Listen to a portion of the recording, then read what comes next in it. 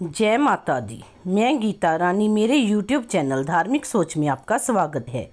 आइए आज हम नवरात्रि के दूसरे दिन होने वाली माता ब्रह्मचारिणी की पूजा के बारे में जानते हैं। नवरात्रि के दूसरे दिन माँ ब्रह्मचारिणी की पूजा अर्चना होती है। माँ का यह रूप भक्तों को मनचाहे वरदान का आशीर्वाद देता है।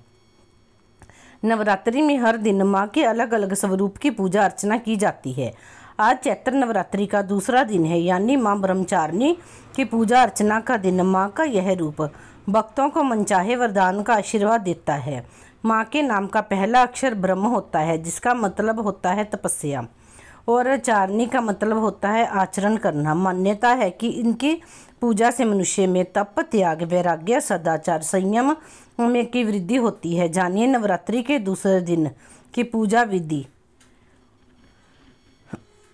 सबसे पहले सुबह नहा धोकर साफ सुथरे कपड़े पहन लें। अब ब्रह्मचारिणी की पूजा के लिए उनकी चित्र या मूर्ति पूजा के स्थान पर स्थापित करें। हाथ में फूल लेकर ब्रह्मचारिणी देवी का ध्यान करें और इस मंत्र का जाप करें।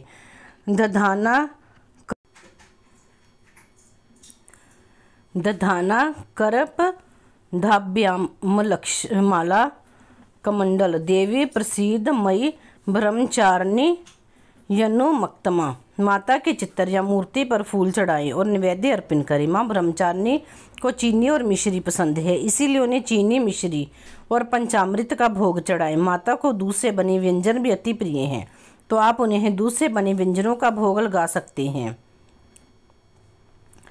पूर्व जन्म में इस देवी ने हिमालय के घर पुत्री के रूप में जन्म लिया था और नारद जी के उपदेश से भगवान शंकर को पति रूप में प्राप्त करने के लिए घोर तपस्या की थी। इस कठिन तपस्या के कारण ही इन्हें तपश्रारणी अर्थात ब्रह्मचारिणी नाम से जाना गया है। 1000 वर्ष तक इन्होंने केवल फल फूल खाकर बिताए और 100 वर्ष तक केवल जमीन पर रहकर शाक पर निर्वाह किया। कुछ दिनों तक कठिन उपवास रखे और खुले आकाश के नीचे वर्षा और धूप के घोर कष्ट सहे।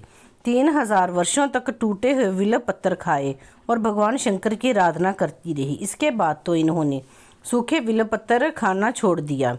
कई हजार वर्ष तक निर्जल और निराहार रहकर तपस्या करती रही। पत्तों को खाना छोड़ देने के कारण ही इनका नाम अर्पणा पड़ गया। कठिन तपस्या के कारण देवी का शरीर एकदम क्षीण हो गया।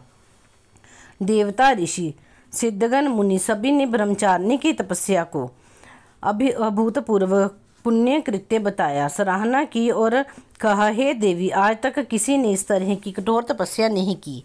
यह आप से ही संभव थी। आपकी मनोकामना पूर्ण होगी और भगवान चंद्रमौली शिवजी तुम्हें पति रूप में प्राप्त होंगे। अब तपस्या छोड़कर घर लौट जाओ, जल्दी ही आपके पिता आपको लेने आ रहे हैं। माँ की कथा का सार ये है कि जीवन के कठिन संघर्षों में भी मन विचलित नहीं होना चाहिए।